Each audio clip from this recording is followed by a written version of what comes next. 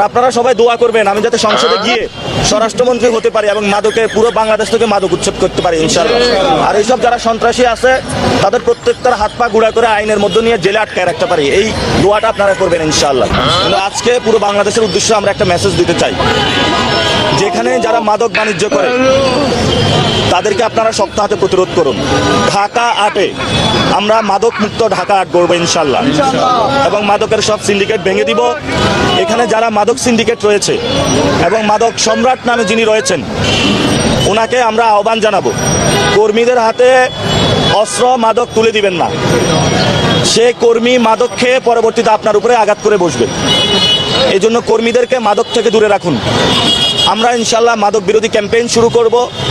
যারা এই ধরনের ঢাকা বিশ্ববিদ্যালয় স্টুডেন্টদের এরিয়া যায় এক দলের একজন কর্মী সে মাদক সেবন করতেছে, আমরা ঢাকা 8কে ইনশাল্লাহ মাদক মুক্ত বানাবো।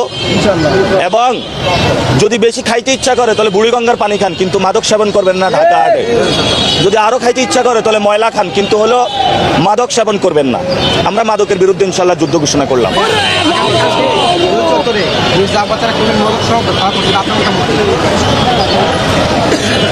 কি নিয়ে ধরা পড়ছে? ফরেন নাকি দেশি?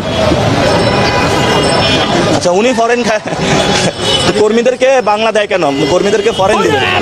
ফরেন না দিলে আমরা বলবো যে এসব ঢাকা 8-এ চলবে না। ইলেকশনের টাইমে আসলে কারো হাতে অস্ত্র দেয়, কারো হাতে মাদক দেয়।